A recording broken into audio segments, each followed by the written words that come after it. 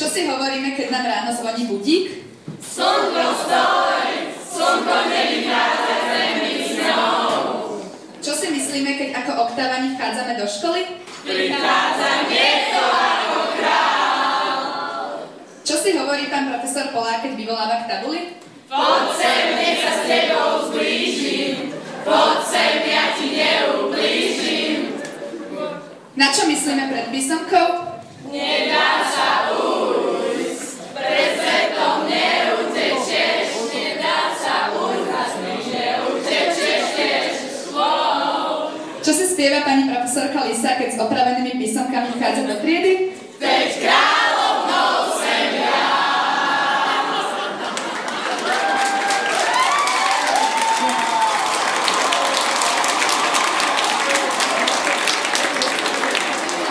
Na čo sa tešíme, keď zazvoní? Cigaretka na 2 ťahy, krátka silná ako život. A čo naša 10? Mám na teba chuť a celú ťa chcem, kúsok po kúsku, celú ťa zjem. Čo si myslíme, keď dávame pani profesorke triednej ospravedlnenku? Škoda, že je iba vymyslená.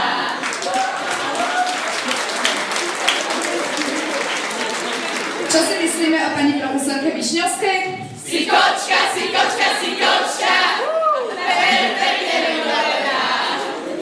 Čo si hovoríme, keď nás vrátnička nechce pustiť zo školy?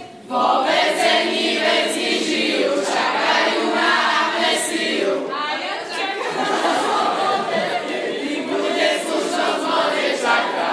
Ako na deň súdy, kedy budú ľudia ľudí. Čo si hovoríme, keď nás vrátnička nechce pustiť zo školy? Čo si myslia rodičia, že robíme v piatok večer? Kolu, pijeme kolu. Není to náhoda, že u jednoho stolu. A aká je naša predstava piatkového večera?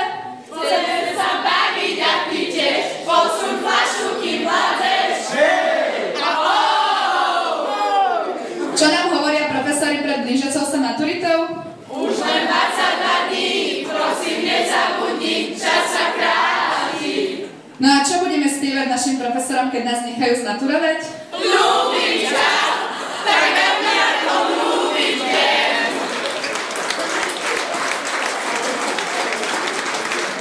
A ako bude vyzerať náš mesiac po maturite?